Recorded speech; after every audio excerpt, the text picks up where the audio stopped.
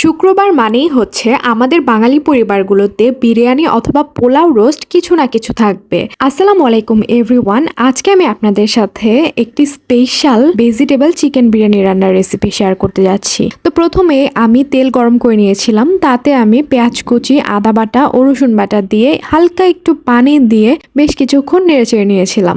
এ পর্যায়ে আমি দিয়ে দিয়েছিলাম বিরিয়ানির মশলা। বিরিয়ানির মশলা ব্যবহারের ক্ষেত্রে আপনারা বাইরের মশলা অথবা নিজে ঘরে বানিয়ে যে কোনো মশলাই ব্যবহার করতে পারবেন, কোনো সমস্যা নেই। তো এখন আমি মশলাগুলোকেও ভালো মতো কষিয়ে নিচ্ছিলাম। তো এই পর্যায়ে আমি দিয়ে দিয়েছিলাম আবারও হালকা একটু পানি দিয়ে হালকা একটু কষিয়ে ছেড়ে দিয়েছিলাম চিকেন।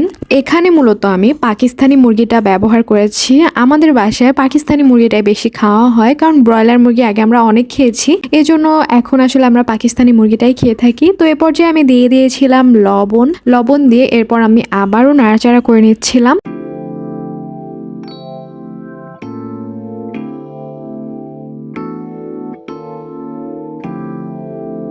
এ পর্যায়ে আমি ঢাকনা দিয়ে ঢেকে বেশ কিছুক্ষণ রেখে দিয়েছিলাম। তো ঢাকনা উঠিয়ে আমি কয়েকটি কাঁচামরিচ দিয়ে দিয়েছিলাম।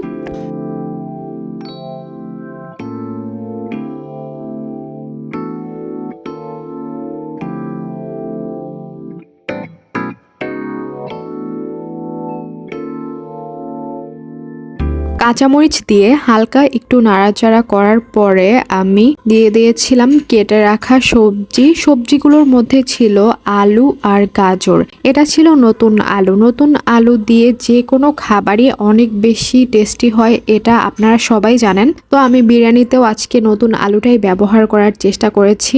যাই হোক, তো এখন হচ্ছে আমি ভালো মতো নেড়েচেড়ে নিচ্ছিলাম। তো এরপর আমি হচ্ছে ফুলকপিও দিয়ে দিয়েছিলাম, যেহেতু এখন শীতের মৌসুম আর ফুলকপিটা অনেক বেশি অ্যাভেলেবেল। আর ফুলকপি তো যে কোনো তরকারি বলেন, যাই বলেন, সবকিছুতেই ভালো লাগে। বিরিয়ানিতে দিলেও আসলে বিরিয়ানি অনেক টেস্টি হয়। যাই হোক, তো এখন হচ্ছে আমি মাংসগুলোকে সব একসাথে নাড়াচাড়া করে নিচ্ছিলাম।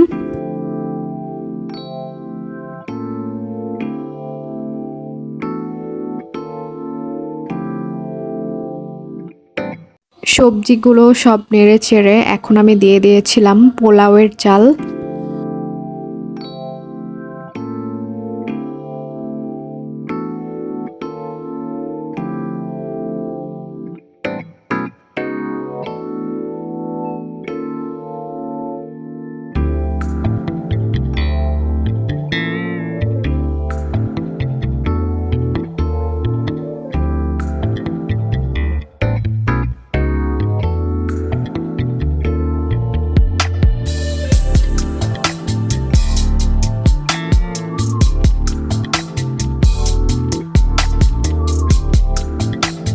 মশলাগুলো দিয়ে সবজি, চাল, তারপর মাংসগুলো সব একসাথে বেশ কিছুক্ষণ কষিয়ে নিয়ে আমি এখন ছেড়ে দিয়েছিলাম গরম পানি দিয়েও আমি আরো বেশ কিছুক্ষণ নাড়াচাড়া করে নিয়েছিলাম। এ পর্যায়ে আবার আমি দিয়ে দিয়েছিলাম হালকা একটু লবণ দিয়ে আমি ঢাকনা দিয়ে বিরিয়ানিটা ঢেকে রেখেছিলাম চালগুলো সিদ্ধ হওয়ার জন্য।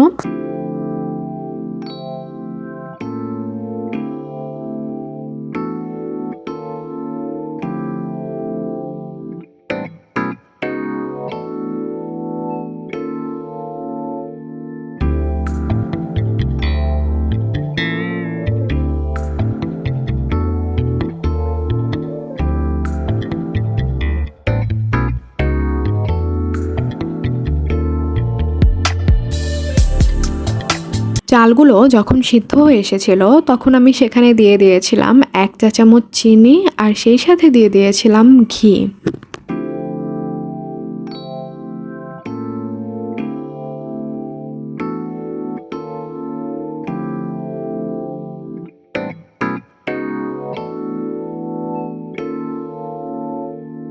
এখন আমি কাঁচামরিচ দিয়ে ভালোভাবে একটু নেড়েচেড়ে ঢাকনা দিয়ে ঢেকে দিয়েছিলাম। তো এ পর্যায়ে যখন হয়ে এসেছিল বিরিয়ানিটি পুরোপুরিভাবে, তখন হচ্ছে আমি পরিবেশন করে নিয়েছিলাম। যেহেতু এখন শীতের মৌসুম, অনেক রকমের সবজি পাওয়া যায়, এজন্য আমি আসলে আজকের রেসিপিটি বিরিয়ানিতে চিকেনের সাথে সাথে সবজিও রাখার চেষ্টা করেছি বিরিয়ানিতে। আর অনেক সময় দেখা যায় যে আমরা শুধুমাত্র চিকেন অথবা বিফই ব্যবহার করে থাকি রান্নার ক্ষেত্রে, সবজিটা একদমই অ্যাভয়েড করে থাকি, মানে হচ্ছে বিরিয়ানির ক্ষেত্রে আর কি।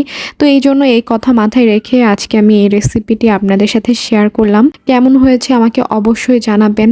আর আমার চ্যানেলটি একদমই নতুন, আপনারা অবশ্যই লাইক এবং কমেন্ট করে পাশে থাকবেন আর একটু সাবস্ক্রাইব করে দিবেন। তো দেখা হবে আবার পরে আপনাদের সাথে অন্য কোনো রেসিপিতে। তো সে পর্যন্ত ভালো থাকবেন আপনারা।